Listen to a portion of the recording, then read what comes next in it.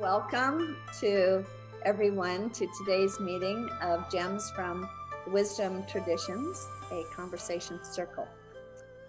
I am so pleased to have for our presenter today, Mary Bird, and the topic is Unconditional Love.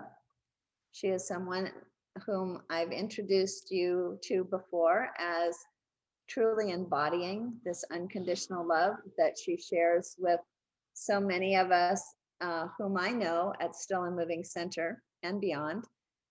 She is sort of like den mother for our hula halal, and which her daughter Malia is the kumu for. So she is the her daughter Malia is the traditionally trained master hula teacher, shall we say. And Malia takes care of all of us within this little nest, providing prayers for us, most especially, and then all sorts of support along the way when we're doing our endeavors. And in so many ways, I feel as if she's such an exponent of this unconditional love. And being a lifelong Catholic and someone who lives on the islands where Father Damien did his service for some very needy human beings. She's really a wonderful person for us to kind of kick off this discussion on unconditional love. So, Mary?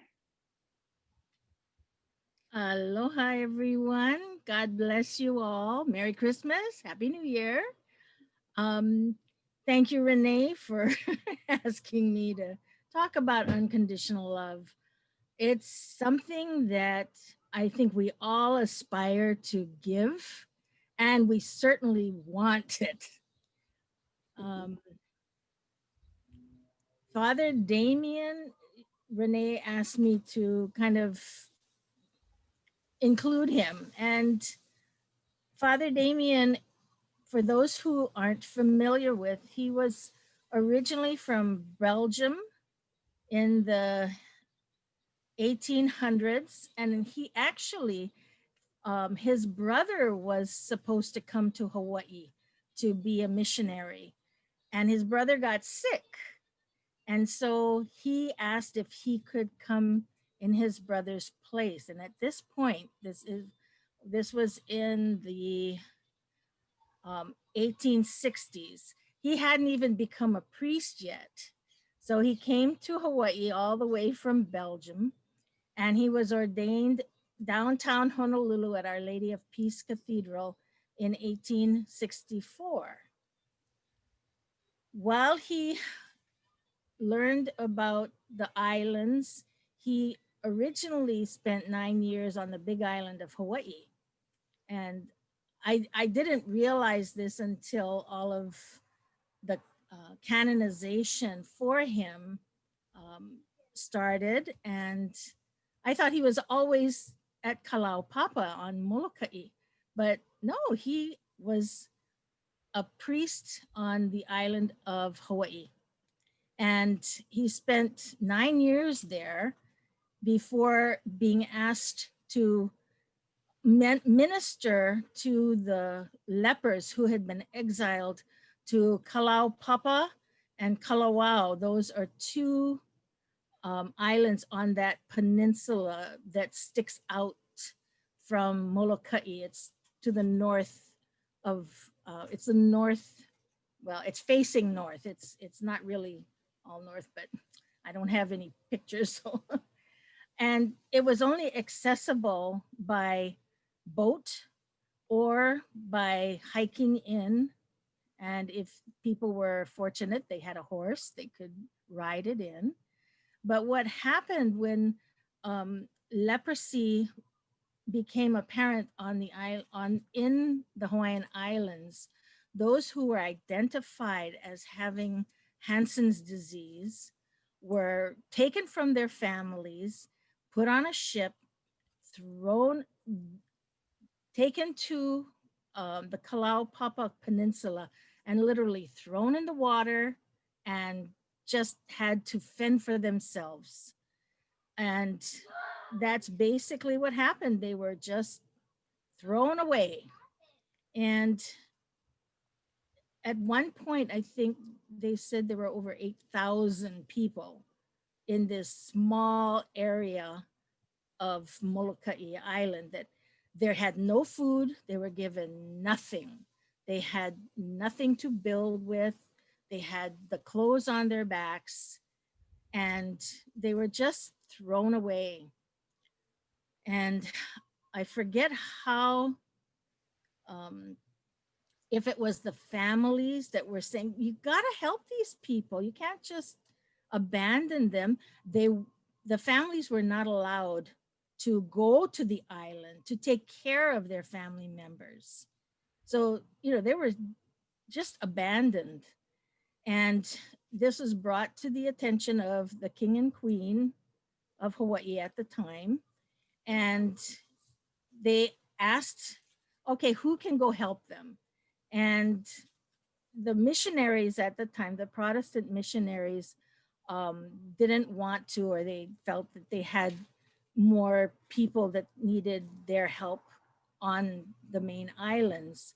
And so then the Catholic community, the priests, decided that they would try to help.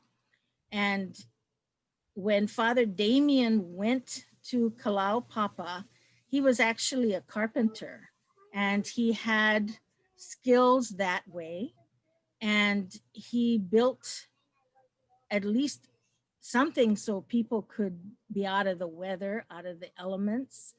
Um, by that time, they were able to grow things or harvest whatever there was and get the fish from the sea. And so Damien worked with the people of Kalaupapa, the leprosy patients, for I think it was 16 years on Kalaupapa. And in those 16 years, he was able to build a church. He built buildings for men and for women. He was able to minister physically, spiritually to the people of Kalaupapa. And he did it, I mean, just because he wanted to serve mankind and he wanted to fulfill the teachings of the Catholic Church of God's unconditional love. And unconditional love is something that is not earned. We can't reject it. It doesn't go away. It is pure love that is just given from God for all of us. Um, and with unconditional love, we do make sacrifices. When Damien arrived on Kalaupapa, he slept underneath a pandanus tree. And there is a sign, from what I understand, at the base of this particular tree that says, this is where Father Damien, Saint Damien, spent his first night on Kalaupapa. And so Damien didn't know what he was getting into. When have we seen thousands of sick people? How would I really, I mean, I have trouble when I see homeless people on the side of the road asking for money. I feel guilty when I just have to pass them by. And here he was with hundreds of, well, throughout the years, thousands of people needing just a kind word, just something to acknowledge that they were human beings. They weren't just objects, they weren't throwaways. They had feelings, they had the spark of God in them. And this is what I try to keep in my mind when I see people that I might think are, I don't want to say beneath my calling or beneath me, That's not true. We are all children of God. We are all special, and God loves us all. I was also thinking of Sister Saint Teresa of Calcutta, because she is another one who went to the poorest of the poor in India, and she treated them with respect. She treated them with kindness and with love. And I just am so happy to have them as role models, because I am not one of them. But another thing that has been told to me is that we're all saints in the making. Each and every one of us has the capacity to be a saint. And the best thing that we can do is to love those around us. It's kind of like it's almost easier to love those who we don't have much contact with. I can give $20 to the guy on the street. I can donate to the food bank. I can give donations to a homeless camp. Um, but when I was thinking about unconditional love, I was also thinking of those that are really near and dear to us, those that we spend most of our days and nights with. And how do we show them unconditional love? Because in a way, they're the ones that need it. I want to be loved. I want to be accepted with all my faults, with all my failings. I'm not a scholar. I'm not a I don't have certain talents that might be desirable, but each of us has a gift. And if we can find what that gift is early in life, then we can share it. It doesn't mean we have to necessarily have lots of money, but we can certainly give our time. One of the other things that I um, read about when I kind of Googled unconditional love, and there are a lot of, I see life coaches who can help people to ponder, what is life all about and stuff. And what it came down to is communication. I felt that if you can make your feelings, you can say what it is, and you can listen to somebody else, what they're going through, then that's showing wonderful love. And that's something that it's not costing us any big thing. Yeah, time is money. However, we've got more time than we have money. And if we can help others, I think that is what we are called to do. Um, Sister Marianne Cope was also involved in the Kalau Papa leprosy um, hospital. And it was really interesting. I've been to plays based on both Father Damien and Saint Marianne. Malia's godfather actually has done Saint Damien monologue a number of times. He's performed it in Belgium. He's performed it in New York City. He's on Maui, and so it was just awesome to be able to experience how Damien felt during the time that he was with the lepers on Molokai. And then Sister Marianne Cope, Saint Marianne, she got to Kalau Papa after Damien had contracted leprosy himself. He contracted Hansen's disease, and he eventually died in 1889. And St. Marianne Cope came with the Sisters of Sacred Heart to take over with the hospital and to also minister to the women that were there, because there were men and there were women, and it was like the Wild West, from what I understand, on this little peninsula on Molokai. And while Father Damien was really very one-on-one with the lepers, with the people he was ministering to, and contracted the disease, St. Mary Ann was also a nurse, I believe, and she knew how to take care of all of those conditions. And she said that none of her sisters would contract the disease because she insisted on keeping clean, sanitation, the same thing like we're going through with COVID. You know, we have to take care of ourselves so that we can help others.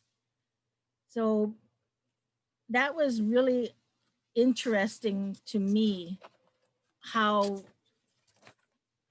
when they answered the call, other people would criticize them, and they were accused of trying to um, get attention for themselves, get attention for the Catholic Church. And that was the furthest thing from their minds. That was not what they wanted to do. So when I was privileged to hear the presentations on both Father Damien and Sister Marianne Cope, it was like we were there on Molokai, and they were telling us all the things that they had to do, all the gory details that they had to take care of. And also, you know, the people that just wanted to have a hand to hold, just to be there with them. And again, this just brings up COVID-19, how people are dying and their families can't be with them. And maybe I think they're fortunate if they're able to hear on the phone that their family is in contact, at least verbally, and they love them, and then they die. So I know that this is what Father Damien, Sister Marianne Cope, and Sister Teresa, you know, they're the ones we know about. But there are so many others that we'll never see their faces, we'll never know their names. And they are doing the same thing. They are showing God's unconditional love to others. And I wanted to just read a couple of Saint Teresa's quotes because I think they are so awesome. And the one that I believe is the most one is, the first one is, not all of us can do great things, but we can do small things with great love. And so I put that out to everyone. It doesn't have to be a big thing. You know, I've got a 5-year-old here, and she needs attention, and I have to remind myself that just be kind. I get a little impatient, I'm tired, and I'll bark at her, but I try to definitely remind myself that she is God's special creature, and I cannot love her any more than he does. And I take real consolation or comfort in the fact that God loves me too. And he loves all of us unconditionally, forever and ever. Amen. Thank you. Thank you so much, Mary. Wow. I think I especially appreciate how you were able to point out that these people who have been, in many cases, recognized as saints are really not in a whole different category than any of us is. That each of us have within us that spark of the divine, that way of connecting not only with the divine, but with other human beings, all of whom are in some way some reflection of the divine. And so that we can do these small acts, as you mentioned from St. Teresa, with great love. And they all make a difference. They all make a difference. And I don't feel as if, it's kind of like shining our own halo when it's those little things. Maybe like you're right, that's the little things that are the most important. Do we have any comments or questions or examples that anybody wants to bring forth of this idea of unconditional love? Janine. Thank you so much, Mary. That was really beautiful. As you were talking about Kalaupapa, I went to visit one time, and the thing that I remember the most, something that I think about a lot, when we went to visit the church that he built, there were all these holes that were drilled into the floor. And the guide told us that people who have Hansen's disease sometimes have to spit a lot. And so some of the patients would actually, before there were holes in the ground, they would stand outside of the church, just like outside looking in the windows, because they felt like it would be like disrespectful for them to be in the church. But Father Damien really felt like the church is for everyone. And so like they drilled all these holes in the ground, and they would get these big ape leaves and roll up the leaf so that it would make like a funnel. So when the patients had to spit, they could spit into the leaf and it would go down the hole into the ground. So that, but I feel like it's this wonderful example of we don't build a church and say, we're going to always be the same. We're not going to bend in any way. We're going to make adjustments for all of God's people, right? We want everyone to be able to come in. And so if that means we have to drill holes in the floor to make people feel more comfortable, to make people feel that like they belong, right? That's what we'll do. But I think about that a lot, like how that flexibility and that spirit of welcoming everyone and saying we will change in order to accommodate you and welcome you, because you belong inside, you don't belong outside, sort of standing outside looking in. We want you all to come in. But I think about that a lot, just that wonderful sense of welcoming. That to me is such a symbol of unconditional love. Thank you. That's wonderful. I kind of had heard that before, but I'd forgotten about it. And I also read that Sister Marianne, Saint Marianne, told the people that she wanted the place to be filled with music and joy.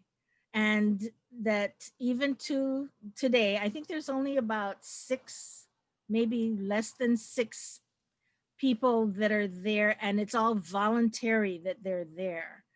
And they meet visitors playing their ukulele and guitar and singing and dancing hula, because that was part of what Saint Marianne wanted others to get the impression of, is that Kalaupapa is a place of joy. It's a place where people can be spiritually revived, even if their bodies are deteriorating. Their soul lives on forever. Thank you, Janine.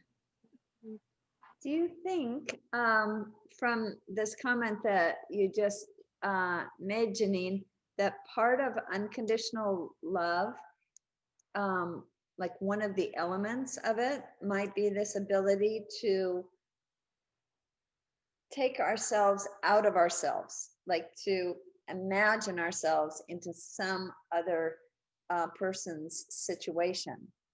And from that perspective, what would I want, rather than like what the way things are usually done, but just to go outside of that, but by this really active imagination of truly trying to put oneself in another's circumstances in the imagination, to know what would be the most appropriate thing in that circumstance.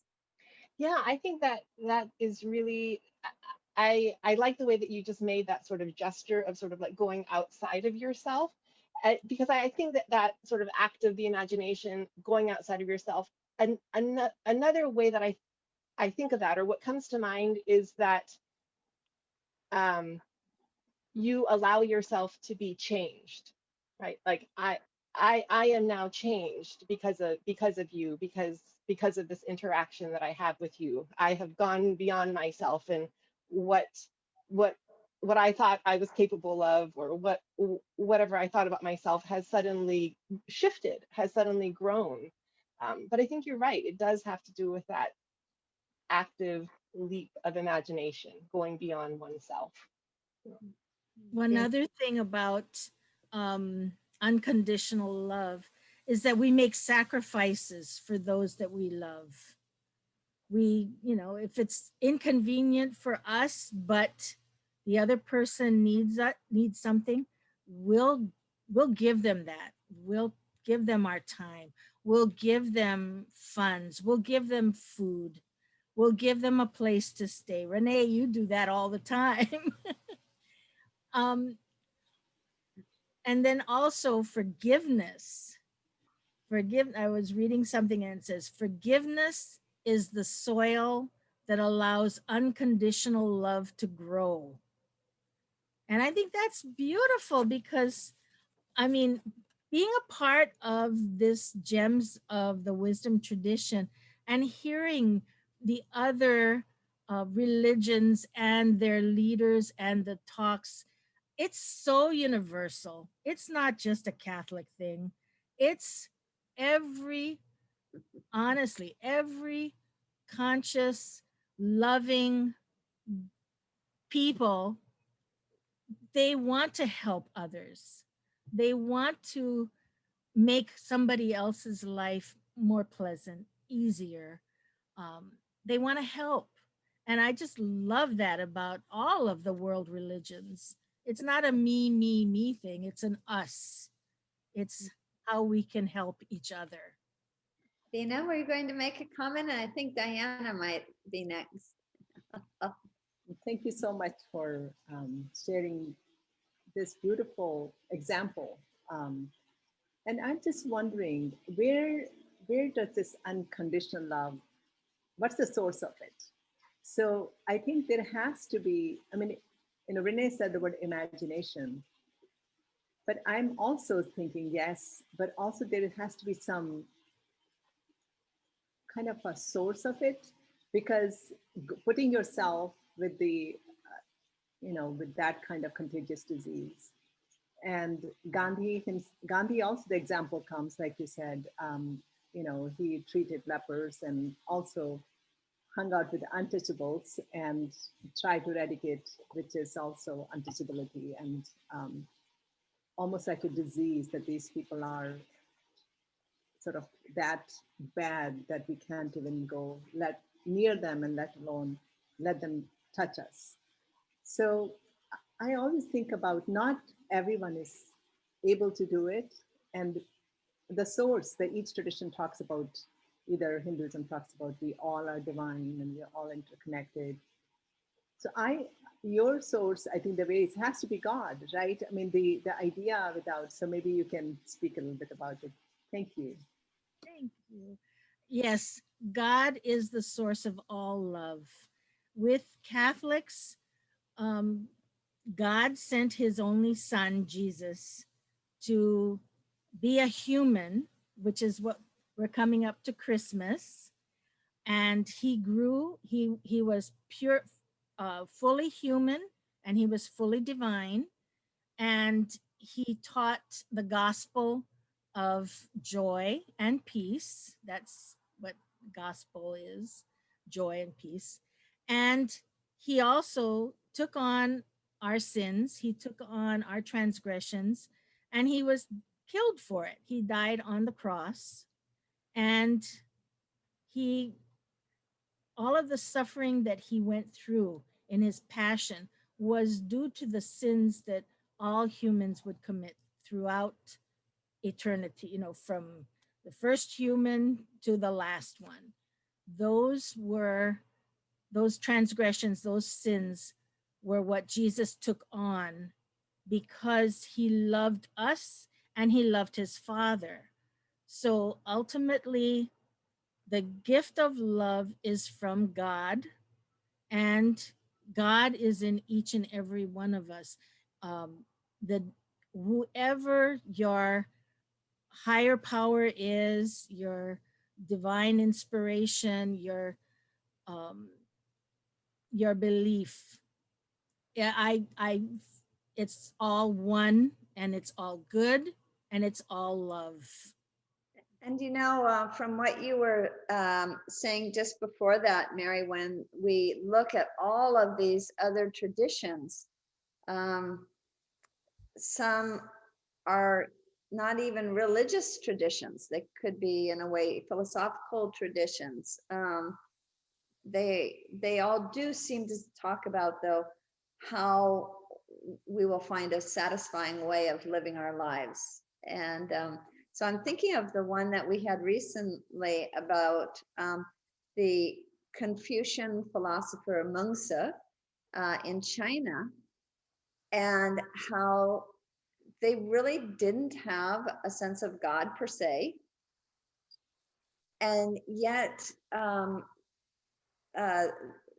this Professor Frank Perkins was talking about something called a root heart.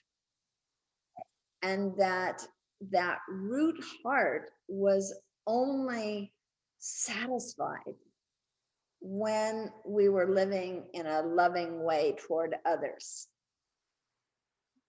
And I also know really well from my own family, people who consider themselves true atheists. And they go on doing all these good things for humanity. And in their case, they don't even have the idea that they're going to have a reward waiting for them after death. And they still are beautiful humanitarians. So it's really an interesting question that Vina's asking. Where does it come from? And I think that we'll find different ways. Probably it's all a matter of language and perspective, but it's still a really interesting question to ponder. Yeah, Diana. Well, I just loved your talk. Thank you so much. It really touched my heart. And especially with COVID right now, I'm thinking of all the angels and all the people that are working 24/7, not seeing their families and trying to help all these people. And it's for the whole, year. I mean, it's been almost a year, and the exhaustion that they're feeling. And the other part, and I think that's really important because it's selfless service. The other part that I have really worked on in my life is receiving the unconditional love in myself. That as a giver, I never included myself in that. I was giving to everyone else, but I forgot to give to myself. And I taught hospital chaplaincy for a while for volunteers. And I used to say, if your cup is empty, you're giving out of need. But if your cup is filled, you're giving out of love.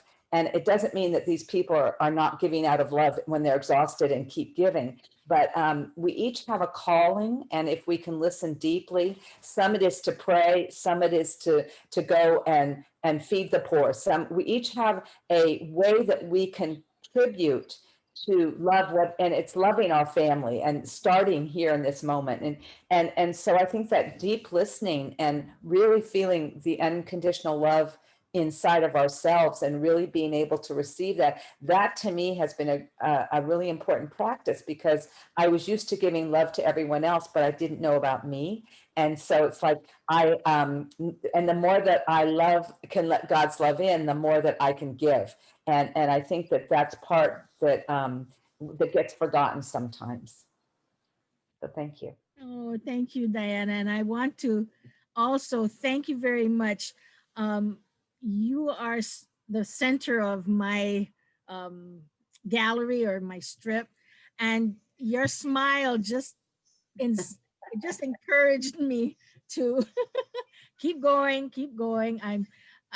Yeah, I had a distraction. It threw my train of thought off, and then I do start to get all weepy and stuff. But your smile, thank you. That is a wonderful gift from God, and I thank you for it. Thank you. Vina? I can add more. I think it's the idea of God and unconditional love. And I love the way Mary is talking about, God is love. So if we can call it love, we can call it God, right? So when Renée said those family members who were atheists, they may not follow an organized religion. I see that in my students. They have this deep sense of love, and with a capital L, not necessarily with a selfish love. And in the Bhagavad Gita, Krishna says that I am the doubt of the atheists. So even the doubt is a questioning. It comes from the place of this inquiry, because how do we feel God, right? I think about it. It is through love, right? I mean, how do we don't know how to feel, and so the only way we can experience that is through that life and love. And I think that's the not judging, like those who are, and Gandhi, when he met some of the atheists, and he used to say, God is truth. Then he called it truth is God. Truth is love. Love is God. So if you are loving, if you're taking care of your, the creation, if you are taking care of this, what Diana said, even your deeper self, the love in you, then you got it, right? And I think that's what I like about this conversation, that is it expands to, theologically we can come close to other traditions and even those so-called non-believers. So thank you. David, you're bubbling over. I can just see it in your eyes. I was going to reach out to you and ask if you would mention something about the theosophical point of view and unconditional love. Well, from what I have studied of the theosophical tradition, it is really drawing from all the various religious and philosophical traditions of the world, as well as the scientific traditions. I mean, it's like wherever wisdom can be found, that is a source, a root source of humanities, to tap into deeper wisdom and to understand this connection, for example, between God, nature, and humanity. At the same time, there's a realization that what we call God in some traditions may not have that same word. I think one of the things that I've read from the theosophical traditions would be that there are always beings in this world and beyond this world acting on behalf of humanity, sheerly out of love. So that when we heard, for example, from Elton Hall on the Guardian Wall, we were hearing about these very sacrificial beings. And as Mary said, unconditional love involves sacrifice.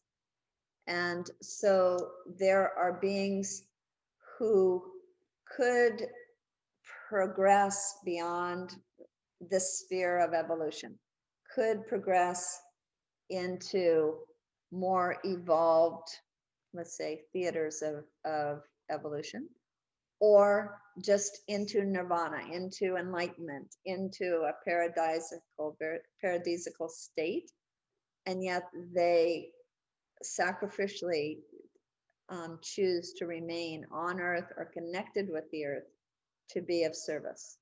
And that must be an enormously self-sacrificing act, and certainly an act of unconditional love.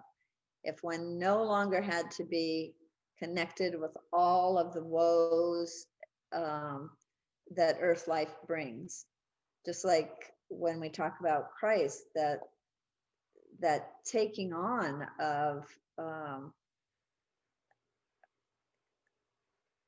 Mary talked about all the transgressions of humanity. Somehow saying, I'm going to help humanity through this. And no matter what it takes, and no matter how much personal suffering I have to endure. And then at some certain point, there becomes no me anymore. And I think that's part of what Diana was just pointing to, that when we allow this universal love to be just absolutely streaming, pouring through us, if we could imagine that, there's no longer any us anymore, really. We're just like the vessel that this love could just come pouring through. And I do feel as if so many of the world's traditions talk about such beings, such loving beings, and sacrifices that they need to make to be in this world with us.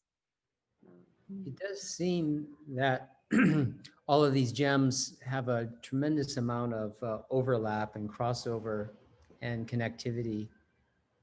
And having had the experience of unity myself on a couple of rare occasions, it's a wordless experience. That the best thing that I can come back from that experience with is that everything is love. And I think that's when we tap into that divine nature that is within us, when we shed all of the layers of personality and experience and history. There is the source within us. And the only word I've been able to come back with is love. And it has always left me with a joyous feeling, and recognizing that that same essence is within everything that we touch and see, and everyone that we know and encounter.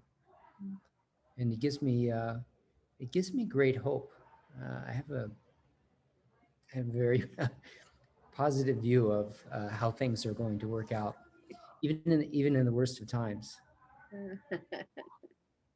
Gita, I see you over there. You're kind of one of the younger members here that is going through some pretty rough times. I know you're in law school in Miami, and it's probably not that easy what you're going through. Have you seen anything that gives you hope? Any glimmers?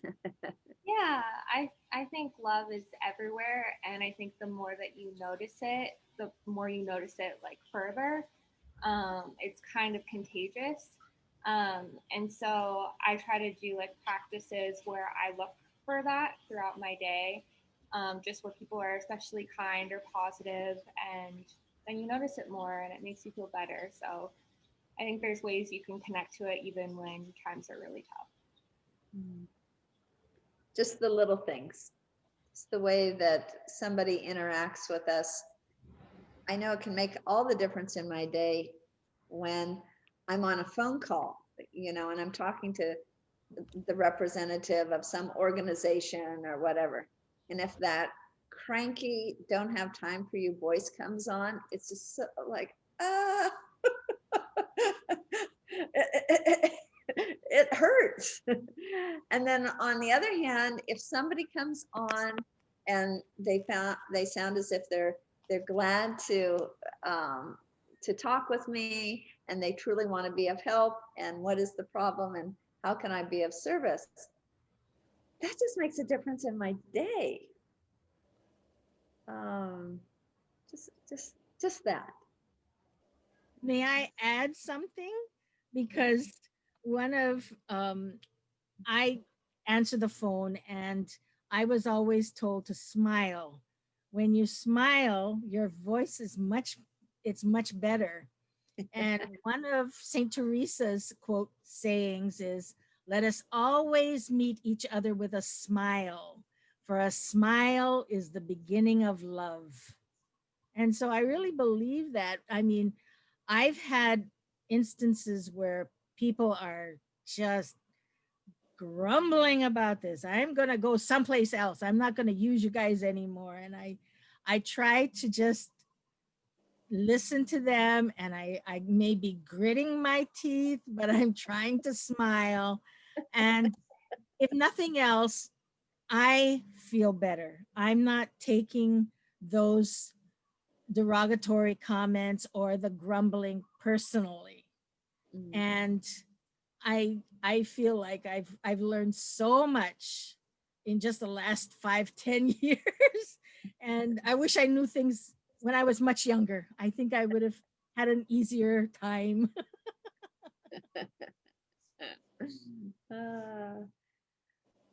Fariba, we're so glad to see you sign in from Santa Barbara. Hi, I'm sorry. Am I late? Because I thought it's 6 our time. You know, the time changed. So when it changed for you, it stayed the same for us in Hawaii, because we don't follow daylight savings. We just stay on the same time all the time. So, oh, this is the end of it. I'm sorry. no, we're so glad to have somebody as a representative of Rumi. Certainly Rumi is someone who came from a place of unconditional love. So if it's not too much, I would love for you to say a little bit about Rumi from the Sufi tradition and this idea of unconditional love as it came through him. Oh, so Rumi is very much about the understanding of that we are all one, and in the spirit, in the essence. And because we are one in the essence, it's just we need to dive in. It's all about inward journey for him, to go deeper and deeper within understanding the spirit. And the spirit for Rumi and the tradition, Sufi tradition, is the quality of who we are, the essential part of us. And that has no separation, as we talk about it. When I had the Rumi talk about progressive self, and it doesn't have division, it's just oneness. And we need actually to take ourself, meaning our ego, or the earthly dimension of us, which can be our mind, our personality, the way we are raised, what we learned about analyzing. So to leave that aside and understand and feel the oneness within the spirit, it's almost like everything is the reflection of the holy, and we are the hands and the legs and the reflection.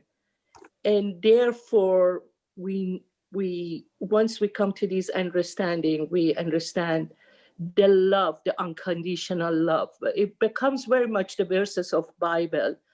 Love your enemy like yourself, and love your neighbor like yourself. It's so important that we see everything as an extension of who we are, within the spirit.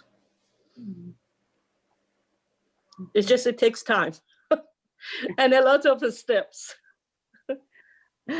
Fariba, I don't think you missed a thing. I think you have been with us the whole time. Sorry. Was that perfect or what? It must be you. I saw a couple of hours before Maurice and Jenny, and I said that you make it so easy to come together and pour our heart. Well, Thank you. We do have a wonderful time. Maurice, I wonder if you might like to chime in here. Well, it's hard to chime in given the wonderful heart spirit that not only has been articulated, but what we find in our group here almost every week.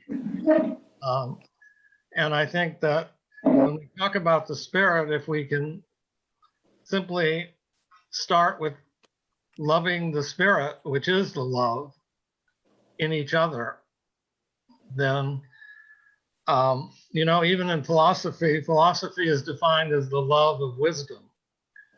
But really, at least from some perspectives, philosophy is really the wisdom of love. And I think that expression of wisdom comes through when we, you know, work with each other, talk with each other, and it's so natural and it's so cooperative and so seamlessly, and we're all pointing to unity, even if it's a small nucleus, and even if we're diverse, we find the essence of who we really are in that unity with each other and coordinating with each other so that we become a one unit, so to speak. In this case, the gems of wisdom, conversation. I must say, we need that. Without each other reflecting the truth and the oneness, illuminate the light we have to each other, it becomes really difficult. You can't do it by yourself. That's something Rumi mentions over and over. This is not a path you can do by yourself. Either we go together or we don't go at all. Gorgeous. I would like to acknowledge you, Renee, because you, in all you're doing with Still and Movement Center and in creating Gems of Wisdom and creating these, I think that taking one person, whether whoever that is, I said Gandhi, who came to me when you were talking, you have created an atmosphere of love and unconditionality. And I really want to thank you for really allowing for these spaces that we can have these conversations, and that because of your unconditional love, we all feel that, and it does feel safe, and it does feel that we keep coming back because it's really, you have shared that, but your whole being and who you are with the Still and Movement Center and all that you're doing, for me, is an expression of unconditional love. And I really personally want to thank you, because I think you are such a gift to the world and to each of us. So thank you. Oh, thank you so much, Diana. I want to share with you this little view that I had of Still and Moving Center recently.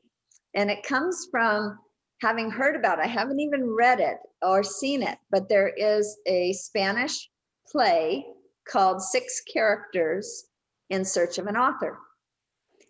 And so these 6 characters want their story to be told so they can be manifested into the world. Otherwise, they're just sort of floating around because they don't have a play to be in. And so I kind of feel like either Still and Moving Center was like this character that wanted to be in the world, and or those of us who wanted to have a place to connect with one another, to connect with these beautiful either movement traditions, like moving meditations, or these more still meditations of thought and love, all of us who wanted to be with people who were interested in these things, maybe we're the ones who brought this into the world. So I just look at all of you and I think, oh, thank you so much. The Still and Moving Center could not exist, right? Without this whole collection of people who want to participate in such things. So I really I thank all of you who are here today, and the very, very many people who have been here with us over quite a few months. So let me really, really thank Mary again.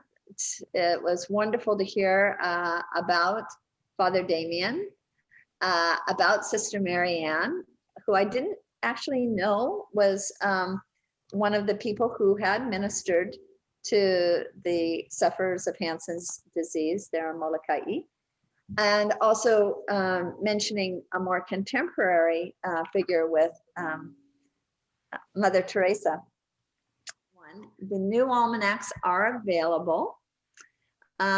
If you're interested in one, you can order them online. Doris, who's with us right now, Doris Morisaki, if you want to wave, is very likely going to be the one who packs it up and mails it to you. If you can't come in and pick it up, she's also likely the one that you would pick it up from at Still and Moving Center if you want to make arrangements to do that.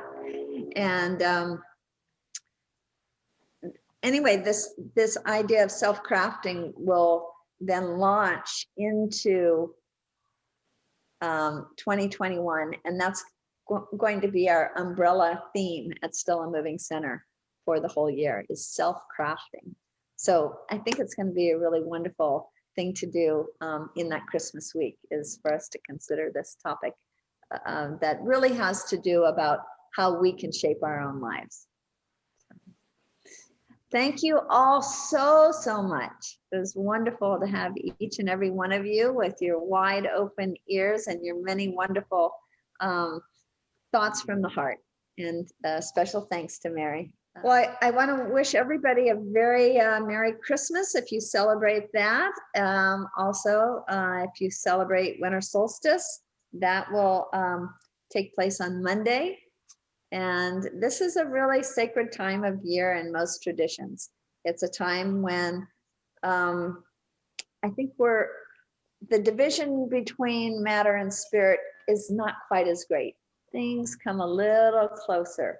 So by reflecting on sacred topics at this time of year, I think there's a little bit more chance of it soaking in more deeply and then carrying us forward into the rest of the year. So we'll wish that for all of you, and you certainly have given so much to all of us. Thank you so much.